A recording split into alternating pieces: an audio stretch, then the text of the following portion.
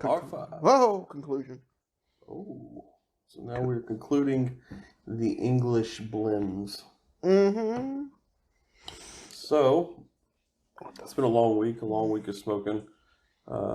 We've cut through a swath of things that you guys have voted on, and we are finally here at the first conclusion to the first set of brackets, I guess. Yeah, like I guess the English region. Yep, the English region. This is a winner of the English region, whatever we decide upon here. Mm-hmm. So we are smoking our winning, what we've chosen as the winner. Mm-hmm. So I'll let you sort of go first and, sort of explain how you came to your decision and all that stuff. We'll get into what our decisions were later, or are later, but just sort of take me through your decision making. Well, like a couple things went into play on this. One of the things, I mean, if you guys can listen back on some of this stuff, I like a rounded blend. I like it to be really uniform in its smoking. I like another aspect of English blends is when it has like a kind of a creamy, buttery taste. So two of those kind of shine up right out of the gate on that, and that would be Dunhill 965 and Ashton's Artisan's blend. Those two blends have really stepped out in terms of complexity, in terms of roundedness, uniformity, a nice creamy, buttery aftertaste with just a teensy kind of saline quality. They don't really sour when you oversmoke them. They become even more complex when you undersmoke them. So if you're kind of in the relight business where you're constantly relighting your pipe, I think that you're probably going to get more out of those two blends. They're both a little bit more robust in terms of Latakia. They have a much spicier kick than, say, Squadron Leader does, or Margate. Margate is fine. It's we'll kind of go through the definite losers. Margate's fine. I feel like it's a very middle of the road. I think it gets a lot of clout because it is just a difficult blend. Esoterica just carries that with them. And because of that, and because of their sort of elusiveness, I think they get ranked a little bit higher than what they normally would. I mean, granted, give me Margate with a plus 10-year age on it, and we'll talk about it.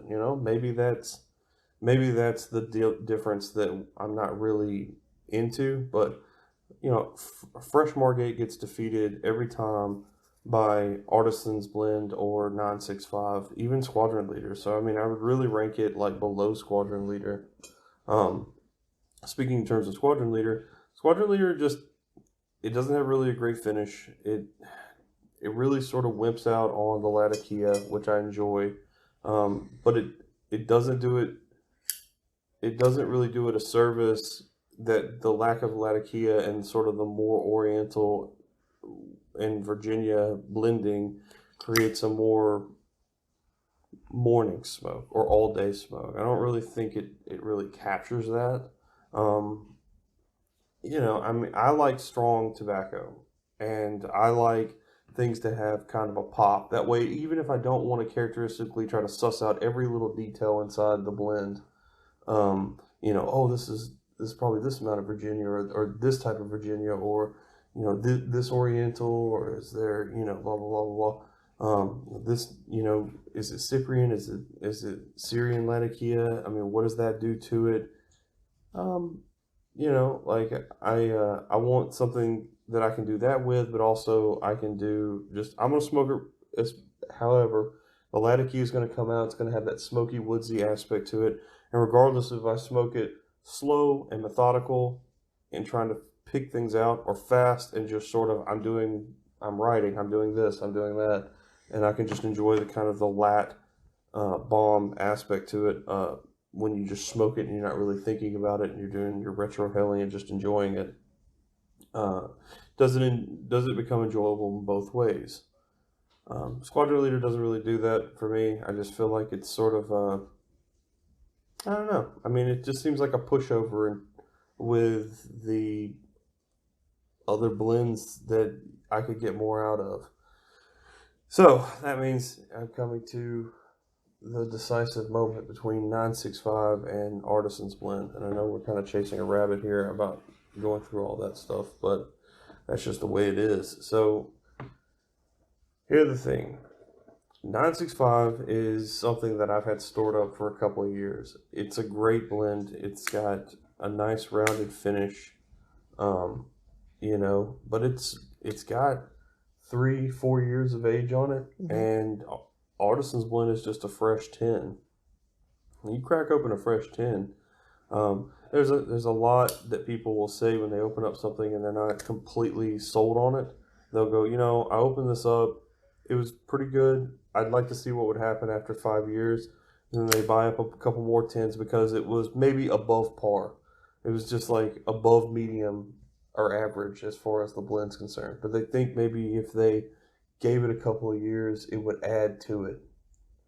The fact that we couldn't really check a freshly opened 10 of 965, when I say freshly opened, I mean manufactured within the year, like new date, versus the freshly produced Artisan's Blend,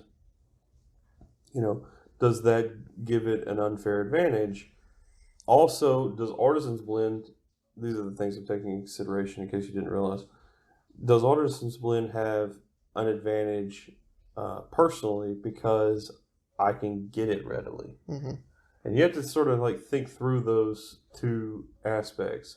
One is also, it's going away. You're never going to get it again. It's going to be a mythical blend one day. People will talk about 965 or Early Morning Pipe or Nightcap that was blended by the Scandinavian Tobacco Group. And they're going to talk about it in this kind of air of superiority because no one can touch it because it's gone. It's just gone. But I can go to my local tobacconist and say, please, can I have a 10 of Artisan's Blend, and they'll pull it off and hand it to me, and I can crack it right open and get the same pleasure out of it right now as I would if I probably waited a couple years. So with that said, and then with all things kind of considered here, I'm smoking Artisan's Blend. Okay. Well, I would say that in my decision making, I am purely looking at taste. The readiness is a factor when we're talking personal. Am I going to buy it, or am I going to commit to something like that? I mean, that's one reason why Margate's not in. That was, I guess, that's not one of the reasons, but like for a personal reason, that's why I don't really hold Margate much weight.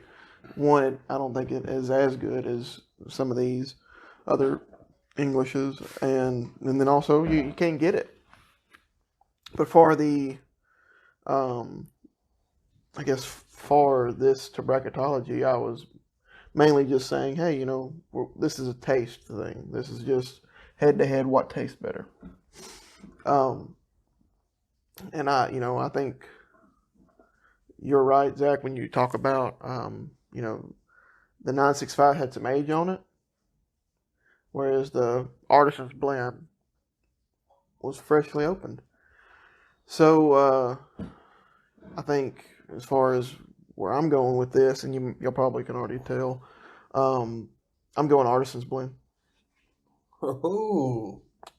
Because Artisan Blend, I think, tasted exactly the same as 965, and it didn't have 3 years of age on it. The differences between the two tobaccos, I mean, because there are some very similar blends, which is crazy because we kind of discussed that we thought maybe it was a little bit of a Balkan blend, the way the Artisan's Blend was. Not to say, and it's described as in English, but I think you and I kind of thought about it a little bit more, and it does seem like it's sort of glides slightly into, with its pinch of Perique or like its questionable Syrian Latakia content. Mm-hmm.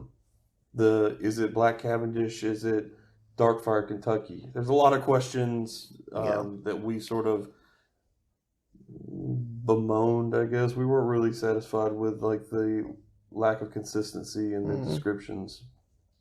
But some of the things that you can get is that you're going to have a nice smooth aftertaste, buttery. The Retro Hell is going to have that nice spice that you're going to get from the Oriental and from the Latakia. It's going to be very smoky, palatable. It's going to go well with the close of your day. It's a very good nightcap, so to speak, without like kind of dancing into the Dunhill nightcap genre. But it is a good closeout smoke.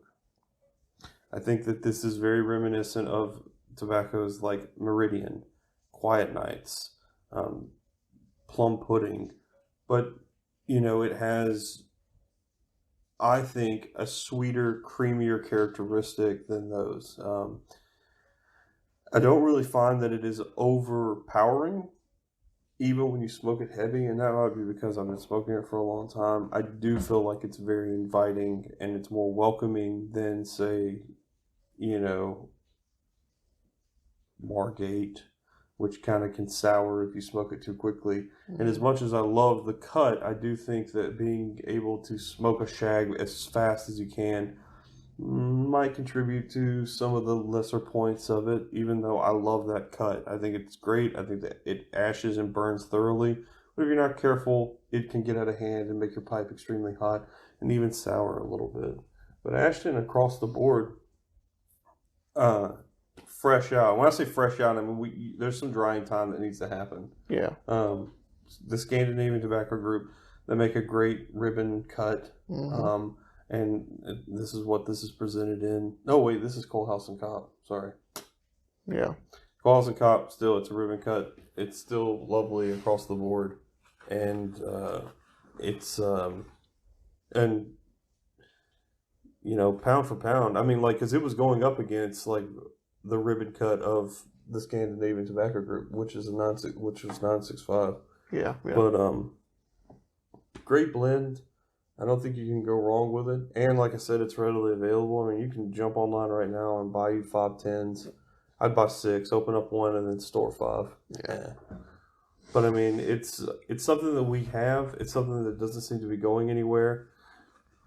It's associated with a great pipe. I'm sure you guys have heard me talk about the Dunhill Sassini, Ashton, and Ferndown pipe collection. You know, I mean, Ashton pipes are super reasonable. It would be a no-brainer to buy an Ashton pipe tomorrow for a reasonable price, and then buy a tin of Artisan's Blend and just smoke it and dedicate the pipe to it because that's how good this is.